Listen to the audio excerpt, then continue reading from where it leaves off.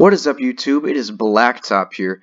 Today I'm bringing you a video that's going to start off a new series called the Staple Series. This first installment will be the Handtraps, and what I want to do in the Staple Series is kind of give new players and maybe like returning players to the game a guide as to what cards they should try and pick up if they want to play competitive Yu-Gi-Oh! Or, just for people who are interested in getting into competitive Yu-Gi-Oh! That are maybe casual right now or things like that. So hopefully this will be really helpful. Hopefully I have enough knowledge about these cards and enough knowledge about the game to tell people what is good.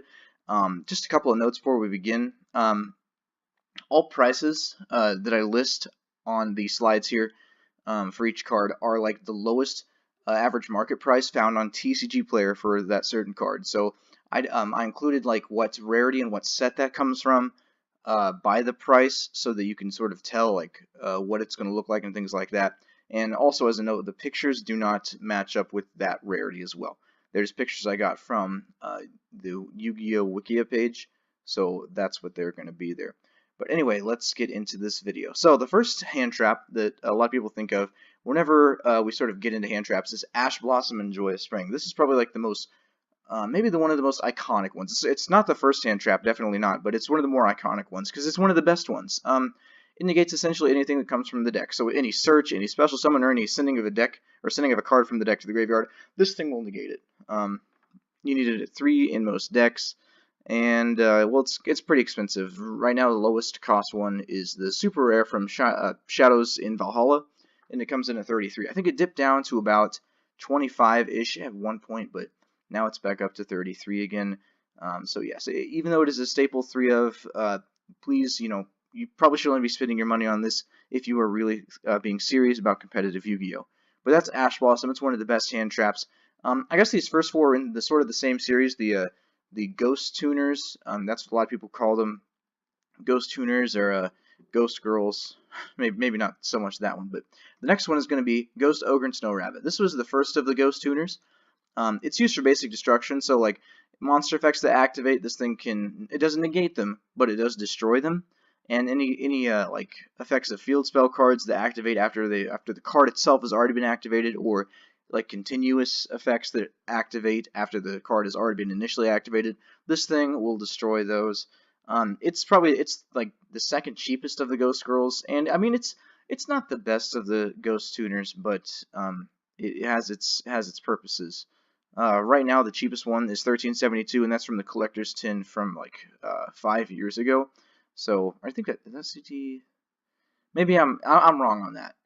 It's not 5 years ago, but it's CT13. That's the set number. I don't know what year it was for that tin, but that's CT13. Even though it has already had a lot of printings, it still is fairly expensive because it's a decent hand trap. Every deck can run a decent hand trap. The next one is Ghost Belle and Haunted Mansions. This is the newest of the Ghost Tuners. This card negates anything that comes from the graveyard, pretty much. So like any special summon from the graveyard, any banishing from the graveyard, any adding a card from the graveyard to the hand deck or extra deck. This card can negate that.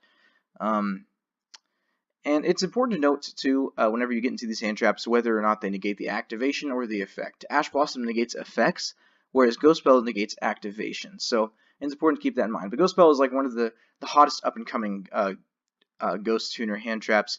Right now she's sitting at 5067 as a secret from Flames of Destruction. She's only had 1 printing. The next printing we can logically see this card getting is probably from the Megatins in next year, but Konami might do something and release it as an Ultra or a Super in some other set before then. Who knows? But right now the most recent reprint, or the soonest reprint rather, that's going to get, it's probably in the Megatins from next year. So it's a pretty good investment. If it gets low enough, I would suggest getting 3 copies of these because it's a really good card. Next is Ghost Reaper and Winter Cherries. So this card is more situational. It's better in the mirror matches for decks that use the extra deck a lot, or just in extra deck reliant formats in general. It's a really good card. Decks that don't necessarily rely on their extra deck a lot can side this in and the appropriate extra deck cards. It's really good in that regard. You can just read its effect right there. It's had 3 printings, so it's not that expensive, and also, like I said, it's highly situational. So the market price is $482, and that's an Ultra from LCKC. So that's how that's going right there. Next, we have Droll and Lockbird. So this card I mean, it's always been good, but it's sort of, resurged in popularity after the Trick Stars were released because of the Droll Reincarnation combo. It's really good against search heavy decks in general. It's had 4 printings, and it's, about $20 as an Ultra from Legendary Collection Kaiba. So, it's not that cheap, but it's a really good card. Not much to say about that. If you play Trick Stars, like, you got to play 3 of this, basically. There's not much to say other than that. So, yeah, really good card here. I would recommend picking these up if you're going to be playing competitively, especially if you play Trick Stars. Really good card. Next, PSY-FRAMEGEAR Gamma. This is great for going second decks, if your deck likes to go second. Or it's also good against combo heavy decks. Like this sort of can shut down literally any monster effect, provided you don't control a monster. That's the biggest thing. You also have to run a PSY-Frame Driver in your deck, which is kind of it's better than a Garnet because PSY-Frame Driver can be summoned from the hand, deck, or graveyard. But nevertheless, you still have to run it. So it's not the best, but it's just it's a really powerful card. Gamma's a really powerful card. Also, if you're really interested, check out the rest of the PSY-FRAMEGEAR cards. They're all pretty, fairly powerful cards. It's had 2 printings, a super rare and an ultra rare, and right now the cheapest one, the super rare, is going for $402, and that's from the Flames of Destruction, or the Extreme Force Special Edition right there. It's a really good card. I know I played this in most of my going second decks, like Invoked Mech Knight. It's a really good card. Not much else to say. Now, one of the OG hand traps was Effect Veiler. This one's not as powerful anymore, of course. It's had I think like over 10 printings, I want to say. But if you are more of a budget player who also wants to kind of play competitive, this is like what's the best way to say this? This is like the worst version of Infinite Impermanence. And I did not include Infinite Impermanence on this list because I'm going to make a video later in this series about trap cards that are really good for competitive players to invest in. So this is like the cheap version of Infinite Impermanence, and right now it's sitting about $1 as a common from the Legendary Hero decks. You probably could find it for cheaper. Heck, if you bought like any recent Structure Decker, you probably have one laying around somewhere, let's be real.